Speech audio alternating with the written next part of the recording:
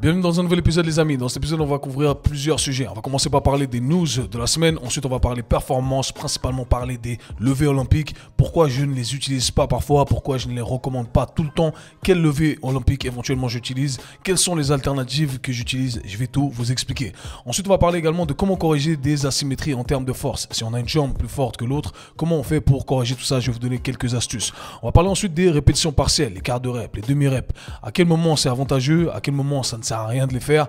Je vais vous donner mon avis sur le sujet également. Et finalement, on va finir par parler des repas de fin d'année. Comment gérer le tout? Je sais que ça crée ou c'est une certaine source d'anxiété pour certaines personnes qui savent que durant cette période, malheureusement, on a tendance à se goinfrer et ça fout en l'air tous les gains qu'on a pu accumuler ces derniers mois. Donc, je vais vous donner quelques astuces ici éventuellement à considérer. Commençons directement par les news de la semaine. Et bien entendu, je dois commencer par les premières news de la semaine qui sont que cette semaine, eh bien, on aura 2 épisodes du Casey Show, peut-être 3. Je me sens généreux, je dois me rattraper également de la semaine précédente où je n'ai pas fait d'épisode. Et puis voilà, j'ai plein de sujets à aborder. J'ai reçu plein de questions. Je le rappelle, vous pouvez tout le temps poser vos questions. Il y a un lien dans la description, sans limite de caractère. Ça me permet justement de m'inspirer et de vous aider. Deuxième news de la semaine me concernant et vous concernant, c'est que l'offre de Noël est présente. La magie de Noël est présente, les amis. 50% sur tous mes programmes jusqu'au 24 décembre. Voilà, c'est le petit geste. C'est la dernière offre de fin d'année. Donc, profitez-en. Ok, 50% sur tous mes programmes. Les programmes fitness, les programmes bulletproof, les programmes tout ce que vous allez retrouver. Les programmes de réathlétisation, etc., etc. Donc, profitez-en. Commençons maintenant par les vraies news de la semaine. Beaucoup de news autour des sports de combat. Il y a eu pas mal d'événements. Alors, je tiens à m'excuser déjà par rapport au dernier podcast que j'ai fait, du coup, il y a 2 semaines, où j'ai mentionné, je ne sais pas pourquoi, j'ai mentionné Holloway comme le combattant qui s'entraînait avec David Goggins alors que c'était Tony Ferguson. Et c'est à la fin de l'épisode, en réécoutant l'intro, que je me suis dit, mais attends, c'est Tony Ferguson. Mais j'avais déjà enregistré le podcast. Allez, tout refaire, flemme. Donc voilà les amis, je tiens à m'excuser. Je sais qu'il y en a qui m'ont envoyé des messages. Je vous remercie, les vrais fans de MMA qui ont suivi l'histoire. Donc c'était bien Tony Ferguson et non pas Max Holloway. Donc voilà, Tony Ferguson qui a justement combattu ce week-end contre, comment il s'appelle déjà cet Irlandais, Paddy Pimblett, je crois. Paddy Pimblett. Et malheureusement, Tony Ferguson, le vétéran, a perdu. Ok, j'ai pas vu le combat, j'ai vu les highlights, mais apparemment c'était un bon combat, une bonne guerre qui allait à la décision, si je me trompe pas. Et j'aurai l'occasion de le regarder. Si vous l'avez regardé, voilà, mettez les commentaires. L'entraînement avec David Goggins, est-ce que ça a servi? Est-ce que c'était voilà, le end or be all, comme on dit en anglais? On sait pas. Mais voilà, c'est le sport de combat, c'est comme ça. Hein. Vous pouvez avoir la meilleure préparation physique du monde, ça fait partie du jeu. Ok, les blessures arrivent, la défaite arrive, même si vous avez tout mis voilà, en ordre, si on veut, ok, pour que on aille dans la bonne direction. L'adversaire peut être plus fort que vous, ça fait partie du jeu. Donc, shout out à, bien entendu, tous les combattants. Ensuite, on a eu Saladin Parnasse, l'étoile du MMA français. Et je tiens à le dire, c'est rare qu'on ait des étoiles comme ça dans le monde francophone. Et Saladin Parnasse, c'est une sacrée étoile. Il a combattu justement pour gagner son 3e titre au sein de la fédération KSW. Et malheureusement, il a perdu. Mais avec, il n'y a pas à se, comment dire ça, à avoir honte de ce combat, grosse guerre avec un adversaire qui était plus lourd que lui. Franchement, c'est un sacré combattant. J'espère qu'on va le voir à l'UFC et j'espère qu'il aura le succès qu'il mérite, gros combattant. Et qui sait, peut-être qu'on peut l'avoir sur le podcast. Je vais faire les demandes, ok. Et finalement, on a des discussions entre un combat potentiel entre Francis Ngannou et Anthony Joshua. Donc le manager de Anthony Joshua, et je crois, comment il s'appelle déjà, Eddie Hearn, qui est à fond dessus, qui essaie d'organiser ce combat. Donc peut-être que on verra ce combat, Francis Ngannou et Anthony Joshua. Qui est-ce que vous donnez gagnant? Perso, je pense que Francis peut l'emporter. La patate, c'est venu du Cameroun. Non, franchement, je pense que mon gars Joshua, je l'aime bien, mais je pense qu'il n'est pas assez solide par rapport à Francis. Donc voilà, mettez ça dans les commentaires, faites-le moi savoir qui est-ce qui pourrait gagner. Je crois que avant ça, peut-être que il y aura un combat Ngannou et Wilder dans la cage, mais avec certaines restrictions. Après, c'est le monde des sports de combat. Il y a plein de on-dit. Finalement, dernière news que j'ai trouvé intéressant, qui n'a rien à voir avec le monde du fitness au final, c'est que la Chine a inventé une cape invisible. Ok, donc le truc de Harry Potter. On se met devant, et on a disparu. On se couvre avec la cape et on a disparu. Un drap invisible, une cape, je sais pas comment vous voulez appeler ça, mais c'est assez impressionnant. Donc je vous invite à aller checker ça. Et comment est-ce que vous utiliserez ça? J'ai envie que vous prenez le temps d'y penser. Pas de trucs malsains, pas de trucs pervers. Mettez ça dans les commentaires. En tout cas, j'ai trouvé ça très drôle. C'est fou ce que l'imagination arrive à faire. Après, on arrive à créer des vrais trucs. C'est une imagination, c'est une idée simplement. Et ensuite, on arrive à transformer le tout en quelque chose de réel. Donc, assez incroyable ce que la technologie arrive à faire. Commençons directement par les sujets axés sur le fitness, bien entendu, parce que c'est le corps de ce podcast. Alors, première question que j'ai reçue ici. Salut Kevin, tu dis souvent que tu n'utilises pas les levées olympiques genre clean and jerk et snatch sur toi ou tes athlètes. Cela reste à mon avis un très bon outil pour développer la puissance. Je suis curieux de savoir pourquoi tu ne les enseignes pas et quelle alternative tu proposes. Ok, alors il y a plusieurs questions ici. Pourquoi je ne les enseigne pas? Est-ce que je les utilise? Est-ce que je les utilise pas? C'est la première question. Alors le fait de dire que je les utilise pas, c'est pas vrai. Moi j'aime bien utiliser les levées olympiques, plutôt une levée olympique et des alternatives. Moi j'aime bien le clean, donc le squat clean ou surtout principalement j'aime bien le power clean, tout ce qui va être type de power clean, hang power clean depuis le sol, etc. Je trouve que ce sont des mouvements qui sont assez intéressants, mais ça reste des mouvements relativement techniques. Après tout ce qui va être mouvement de pousser au-dessus de la tête, je trouve que c'est moins intéressant. Tout ce qui va être snatch, je trouve que ça va être moins intéressant pour moi et mes athlètes. Alors le premier truc que je tiens à dire, c'est que souvent les gens pensent que on parle de deux mouvements et voilà, c'est facile à exécuter. Mais la vérité, c'est que lorsque on se penche vraiment sur les haltérophiles, les haltérophiles passent des années et des années à maîtriser, à masteriser, comme on dirait ça en anglais, c'est l'anglicisme que j'utilise ici, ces deux mouvements. Okay, donc c'est pas un truc qu'on peut maîtriser comme ça. Okay, il y a énormément de détails techniques à maîtriser. Ce que je veux dire par là, c'est que c'est extrêmement difficile à maîtriser. Donc j'ai pas la prétention de dire que moi, depuis quelques années, à intégrer ici et là quelques levées olympiques, j'ai la maîtrise, ok? Je suis un maître en la matière et j'arrive vraiment à maîtriser ces mouvements. Donc du coup, je respecte vraiment cette discipline en sachant que ça demande des années et des années d'expérience avant de maîtriser ces mouvements, ok?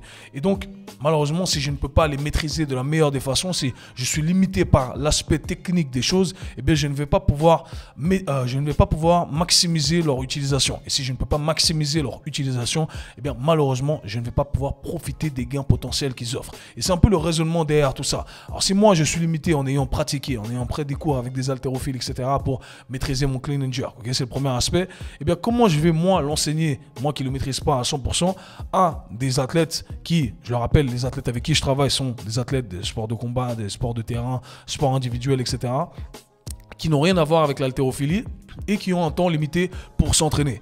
Du coup, bien entendu, ça serait délétère, ça serait pas intelligent du tout de consacrer ce peu de temps que j'ai à disposition à vouloir enseigner un mouvement qui va nous offrir potentiellement des gains qu'on pourrait avoir ailleurs, encore une fois, et qui est extrêmement technique et qu'éventuellement, encore une fois, on ne pourrait pas profiter de ces gains tant que la technique n'est pas maîtrisée jusqu'à un certain point. Okay, donc vous l'aurez compris, je n'enseigne pas à mes athlètes parce que je trouve que c'est extrêmement technique, on n'a pas le temps pour le faire et malheureusement, si le but c'est d'exprimer un maximum de force et un maximum de vitesse, si je suis limité par l'aspect technique, eh bien malheureusement je ne vais pas pouvoir exprimer un maximum de force, un maximum de vitesse parce que je dois penser à comment je dois me positionner, etc. Et le deuxième aspect, c'est que bien entendu, ces deux levées olympiques, le clean and jerk et le snatch, eh bien ça requiert énormément de mobilité au niveau de plusieurs articulations. Les épaules, les poignets, les coudes, la colonne vertébrale, les genoux, les hanches, les chevilles, etc. Donc vous l'aurez compris, il faut avoir tous ces prérequis avant de pouvoir bénéficier éventuellement de ces exercices-là. Et pour beaucoup, eh bien, on se mettrait à risque à force de les utiliser. Maintenant, si vous maîtrisez ces mouvements et que voilà, vous êtes bon dedans, vous les pratiquez pendant des années, eh bien éventuellement, je pense que c'est intéressant et c'est quelque chose qu'on peut intégrer. Personnellement, j'intègre des cleans, comme je l'ai dit, de temps en temps pour pas perdre la main. Je trouve que ça reste un mouvement athlétique, c'est quelque chose que je trouve intéressant de plusieurs aspects. Je vais essayer de décortiquer le tout dans un instant. Et franchement, quand je fais des cleans lourds, bam, je me sens stylé, je me sens puissant, je sens vraiment que j'ai exprimé ce que je cherchais à exprimer et qui est de la force, de la vitesse, etc. Okay, en d'autres termes, la puissance ici. Okay, donc je trouve que c'est intéressant encore une fois, à condition qu'on maîtrise le tout correctement. Maintenant, ce que je trouve intéressant avec les levées olympiques, c'est qu'on va retrouver deux aspects, selon moi, qui sont fondamentaux, qui nous permettent de justement booster son système nerveux. Lorsqu'on utilise des exercices qui vont nous permettre de développer ces deux qualités mères, soit la force max, soit la vitesse max, ou un spectre entre les deux, ces intersections et qui est ce qu'on appelle la puissance, eh bien, ce que je trouve intéressant, c'est qu'on doit retrouver la notion du timing et on doit retrouver une notion où on va placer des contraintes maximales dans le sens où on ne peut pas tricher. Et ce qui est intéressant justement avec ces levées olympiques, principalement lorsqu'on arrive avec des charges qui sont relativement lourdes, eh bien c'est que on est obligé d'utiliser un maximum d'énergie pour pouvoir passer en dessous de la barre. Et il y a le timing d'apprendre à justement lever la barre, accélérer, relâcher et ensuite se repositionner, reproduire de la force. Donc, et c'est ça au final, hein, c'est ça être ce que je catégoriserais comme étant une caractéristique athlétique, d'être puissant, c'est de savoir contracter, relâcher, contracter, relâcher, contracter, relâcher avec un bon timing. Et effectivement, c'est ce qu'on va retrouver lorsque on fait des levées olympiques. Okay, donc il y a cet moment, il y a cette première phase d'arracher. Ensuite, on accélère, pam, comment ils appellent ça? Le first pull, deuxième pull. Ensuite, on passe en dessous, on relâche complètement, on catch la barre, pam, on contracte à nouveau. Donc, vous voyez, il y a ce phénomène-là qu'on retrouve qui est super intéressant selon moi. Maintenant, comme je l'ai dit, on a ces deux contraintes-là qui sont intéressantes, qui nous permettent de développer ces qualités, qui sont très athlétiques. La vraie question, c'est comment on arrive à répliquer tout ça en salle de sport sans utiliser ces contraintes techniques qui sont très avancées. Et bien, c'est là où, pour moi, les sauts, que ce soit au poids du corps ou les sauts lestés, vont nous permettre de développer ce caractère explosif, de développer, entre guillemets, ici encore une fois, sa puissance. Et pour moi, c'est largement suffisant. On n'est pas obligé d'utiliser des levées olympiques. Alors maintenant, on va parler des limites de certains sauts. Si on venait à utiliser par exemple un saut lesté, comme un trap bar deadlift, un saut avec des haltères, ce que je trouve super intéressant également. Okay, eh bien, le problème c'est qu'on a moins cette notion de timing, de contracter, relâcher, accélérer à un moment bien précis, et on a moins cette contrainte de, hey, si je le fais pas avec le bon timing, et si je le fais pas, j'ai pas cette contrainte maximale au final où hey, je suis obligé de vraiment donner mon 100% pour passer en dessous de la barre. Là, hey, même si je donne mon 90%, 90%, comme pour un saut au poids du corps, éventuellement, je peux m'en sortir. Alors qu'avec une charge externe qui doit être levée le plus haut possible, on a moins de chances de s'en sortir. Donc on force en gros son corps à produire un maximum d'énergie. Et c'est vraiment le caractère clé ou la définition clé de comment développer justement sa capacité nerveuse. Okay, on doit mettre son système nerveux, son corps dans une position où on est forcé justement d'aller au-delà de notre capacité actuelle. On flirte avec notre maximum pour que notre corps dise « Ok, hey, on va ramener le tout à un nouveau palier. Okay » Donc maintenant, les sauts, ça reste quand même intéressant. Maintenant, si vous voulez retrouver cette caractéristique de timing et de contrainte maximale, et bien c'est là où on va avoir des sauts à répétition qui sont super intéressants et on a des sauts avec des positions bien précises. Alors, on reprend ce que je disais auparavant, on va apprendre à contracter, relâcher, bouger rapidement en dessous de la barre, etc. Un truc que j'aime bien utiliser, si on va utiliser une alternative pour les levées olympiques, pensez à une position où on va se mettre à genoux. Okay, donc la position à genoux, on a les tibias qui sont au sol et donc on doit exploser, bam, atterrir sur ses pieds et ensuite sauter, atterrir sur une box par exemple, ou alors sauter tout simplement le plus haut possible. Donc on a cette notion là où on doit apprendre à utiliser différents muscles, agonistes, antagonistes. On a cette notion où on doit apprendre à relâcher à un moment bien précis, à produire de la force rapidement, relâcher rapidement, reproduire de la force rapidement lorsqu'on atterrit au sol et on ressaute. Ça c'est une très bonne alternative par exemple. Okay, donc ça c'est une des options que j'aime bien utiliser. On peut le faire au poids du corps, c'est déjà assez avancé pour beaucoup. Ensuite on peut éventuellement rajouter de la charge externe, le faire avec des haltères, des alternatives avec une barre par exemple en position back rack. Il y a mille et une façons de le faire. J'espère que c'est assez imagé pour vous ici.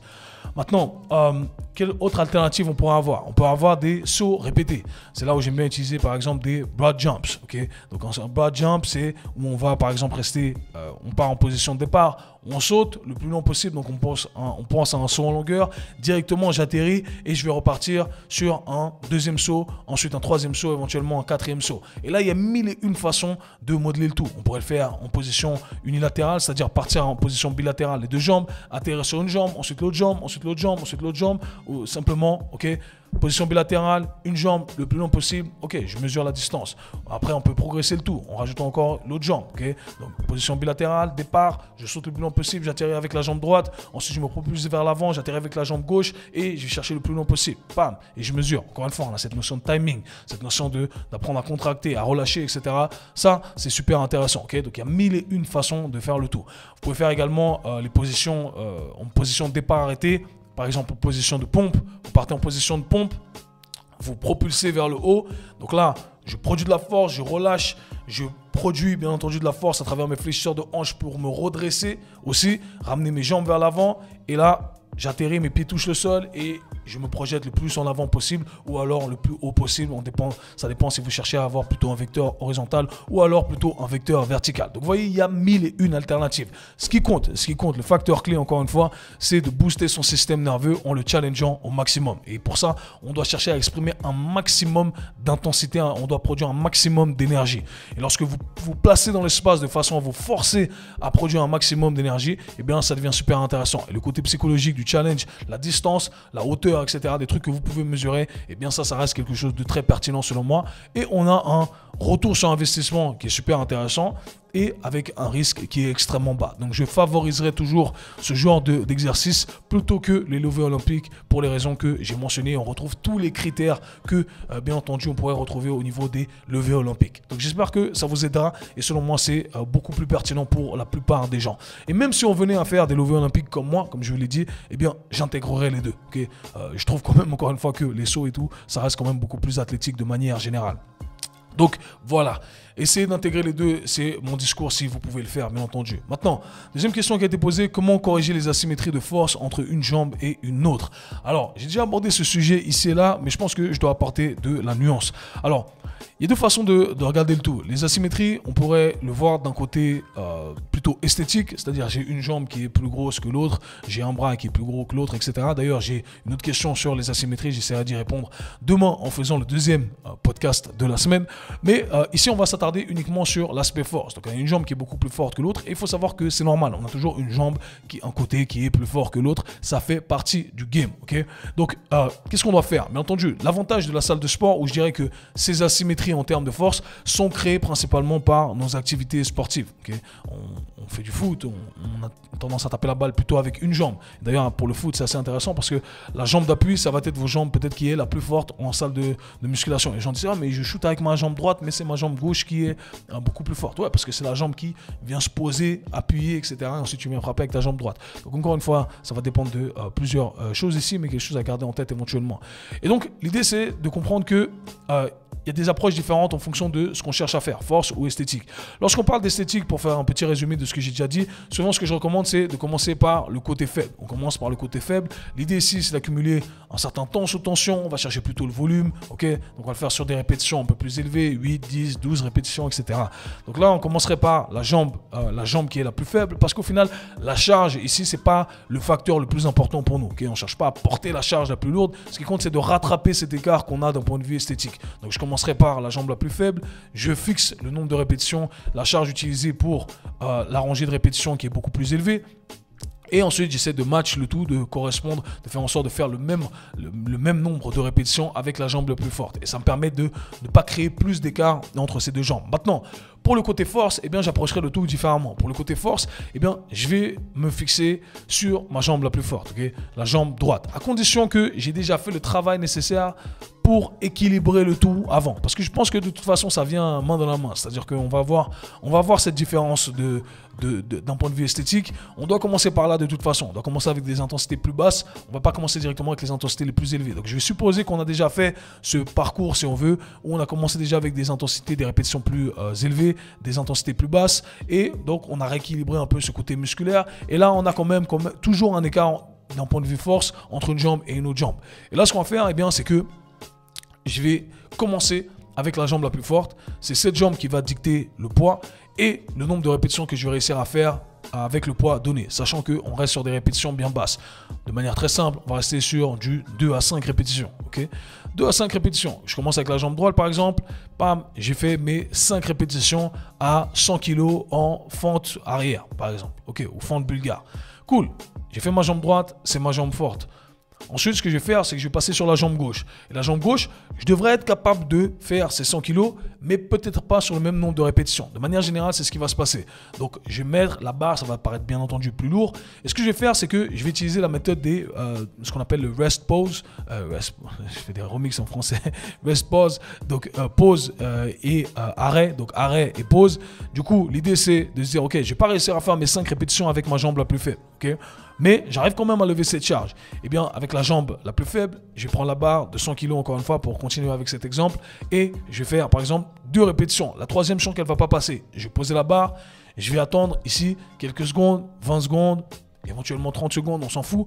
Et je vais compléter encore une fois le tout. Bam, 2 répétitions, je pose et ensuite une répétition par exemple. Okay, donc l'idée c'est d'accumuler un total de volume avec des intensités élevées qui va matcher le volume que j'ai pu faire avec la jambe la plus forte. Vous allez voir qu'avec le temps, en faisant le tout de cette façon-là, eh bien vous allez réussir à réduire ce gap, à réduire ce fossé qu'il y a entre la quantité de force que vous arrivez à exprimer de la jambe la plus forte et la quantité de force que vous arrivez à exprimer avec la jambe la plus faible. Okay, donc j'espère que ça pourra vous aider. Cette méthode de rest pause qui est souvent utilisée d'un point de vue esthétique encore une fois pour le côté hypertrophie, mais on peut l'utiliser également ici pour le côté force. Il ne faut pas être à cheval avec les secondes, c'est-à-dire que encore une fois, de manière générale, on utilise 15-20 secondes. Là, si vous prenez 25, 30 secondes, 35 secondes, eh bien on s'en fout. Okay, ce qui compte, c'est d'accumuler ce volume, encore une fois, équivalent avec les intensités les plus élevées.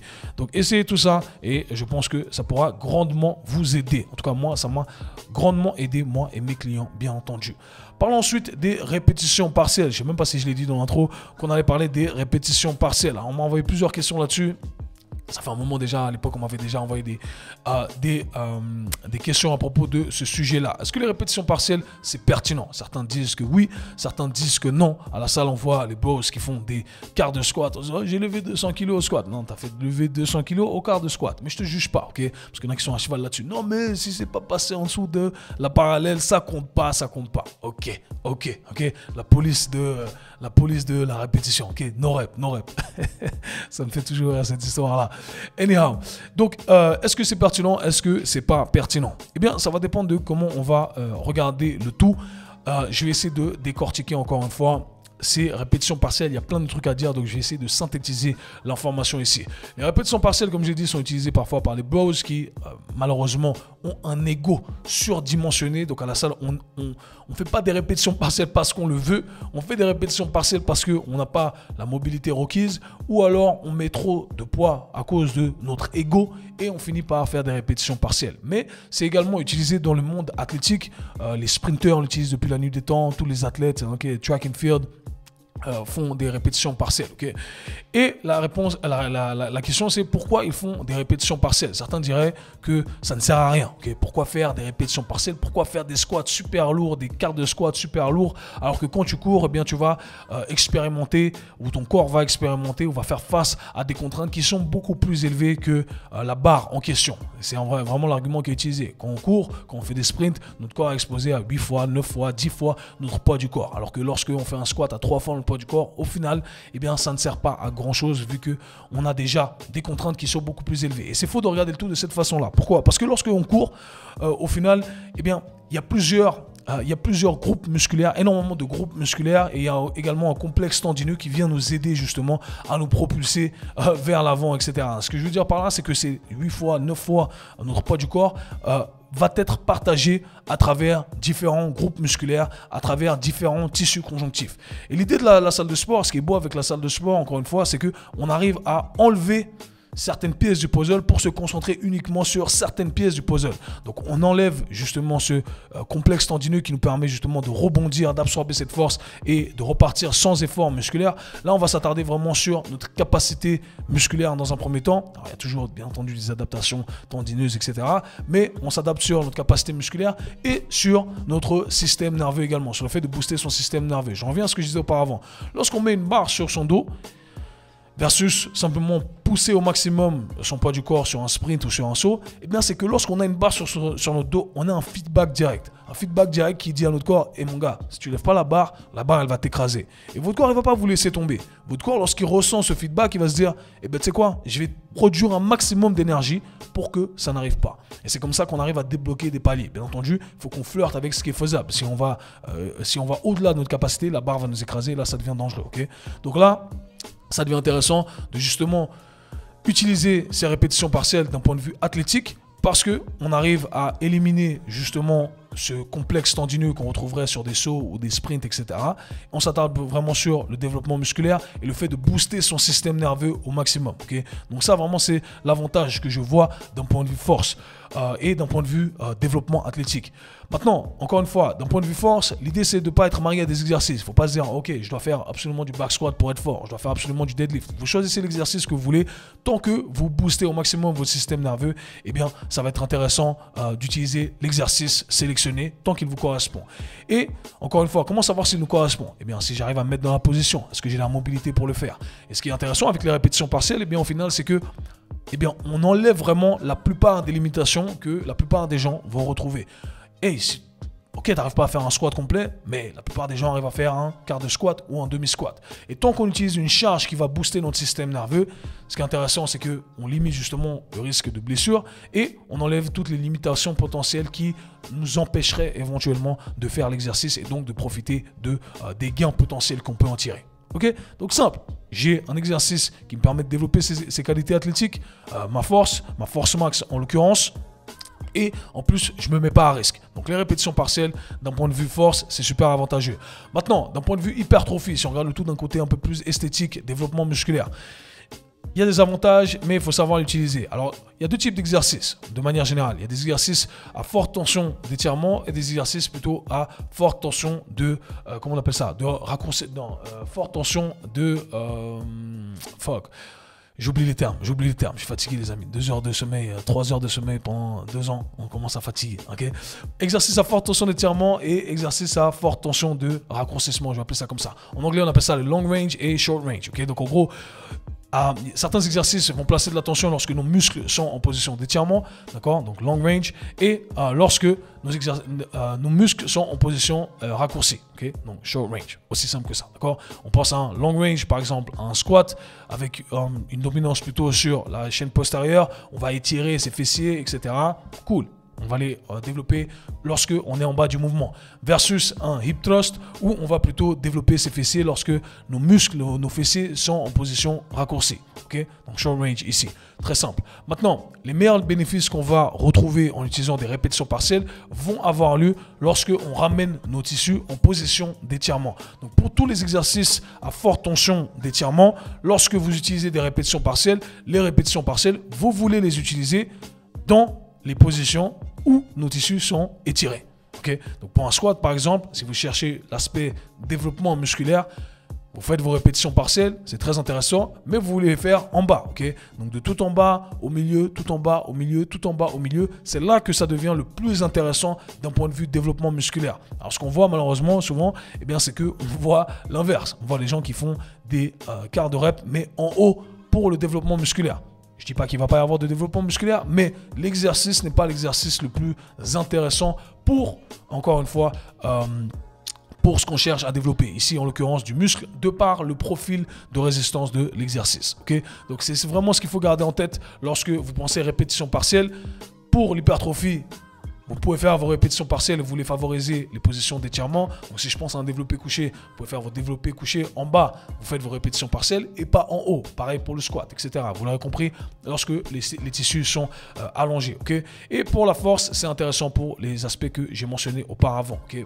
Peu de risques et ce qui compte c'est de booster son système nerveux, donc trouver une position qui vous est adéquate. Pour les athlètes qui veulent utiliser ça, moi j'adore utiliser les positions avec les pins. Donc on a les barres de sécurité et on cherche à décoller simplement la barre olympique, des pins de sécurité, pam, et on sait que au pire, si ça retombe sur les barres de sécurité, on ne s'est pas fait mal.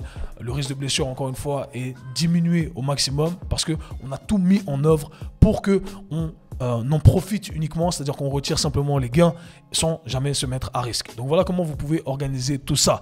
Passons au dernier sujet de la journée, les amis. Comment gérer les repas de famille pour ne pas regretter le tout? Alors j'ai reçu pas mal de questions là-dessus et je pense que ça fait des années maintenant que je dis ou je donne toujours les mêmes conseils. Alors selon moi, il y a 3 options principales et il y en a une 4e option. Okay, c'est les repas de fin d'année. On a tendance à beaucoup manger. On a tendance à ne pas beaucoup s'entraîner, bien entendu. C'est la course avant, quelques jours avant Noël. On doit acheter les cadeaux, on doit voir des gens, on a des meetings de fin d'année, des repas, etc., etc. Et après, bien entendu, les gros repas, le 24, le 25. Après le 26, le 27, il y a les restes. On continue à manger, on va visiter des gens. Et ensuite, il y a le nouvel an et on commence à boire, etc. Enfin bref, vous l'aurez compris. On prend vite du gras, ok? Et c'est très ingrat le sport, ok? Un jeu de mots ici, vous l'aurez compris, c'est les restes du rap, c'est les restes du hip-hop, ok? C'est très ingrat le sport, ok? Parce que malheureusement, on prend du gras très rapidement et ça prend du temps à construire du muscle. Mais c'est comme ça, les amis. Donc on a 3 options ici pour essayer de mitiger la casse, ok? Mitiger les dégâts potentiels. Première option, option A, on crée un déficit calorique au cours de la semaine, 200, 300, jusqu'à 500 calories, vous gérez ça comme vous le souhaitez, si vous voulez être plus agressif ou moins agressif. Donc là, aujourd'hui, on est mardi, le repas de Noël va avoir lieu dimanche, je mange moins à partir de aujourd'hui. Demain, je mange moins.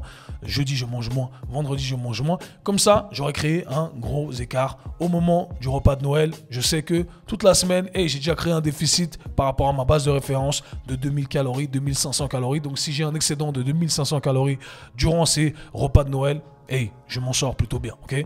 Option B, c'est de faire un repas par jour, les jours de fête, ok? Ou alors un repas et demi, on va dire ça comme ça. Vous vous levez le matin, vous mangez vos gros petits déj, prenez simplement votre café avec un petit truc, juste pour tenir jusqu'à la fin de la journée. Et le soir, au dîner, vous allez avoir votre repas et vous pouvez vous gonfrer parce que vous aurez créé un peu ce déficit-là, ok? Donc, un repas par jour, éventuellement, ça peut être une option. Et finalement, la 3e option, c'est d'avoir une combinaison des 2 options précédentes. C'est-à-dire qu'on crée un léger déficit et en plus de ça, on fait un repas par jour. Simple, les jours de fête. Et là, vous pouvez pas vous tromper, mais ça devient difficile. Okay, ça devient difficile, les amis. Il faut avoir le mental pour le faire en fonction de qui vous êtes, bien entendu. Personnellement, j'utilise un peu une combinaison des 2. Je sais que cette semaine, j'essaie de manger un peu moins. Je suis très actif, donc je bouge à gauche, à droite. J'ai plein de repas avec mes anciens clients, etc. Je dois avoir plein de gens, je dois acheter les cadeaux, etc. Donc, je sais que je vais manger moins et les jours de fête, je vais manger un tout petit déj, vraiment pas grand chose, quelques calories et ensuite le soir, je vais tout manger, ok? Et éventuellement, la dernière option, c'est on s'en fout, ok? Vous mangez ce que vous voulez, vous faites pas attention à ça et je pense que ceux qui sont dans cette catégorie sont ceux qui ont la capacité de s'entraîner toute l'année, font les trucs bien la plupart du temps et là, il n'y a pas à se prendre la tête parce que au final, vous avez une quantité de masse grasse qui n'est pas trop importante et vous pouvez vous en sortir, ok? Vous m'excusez si vous entendez du bruit, il y a des travaux à côté de chez moi, voilà, il n'y a pas de bol, Kev.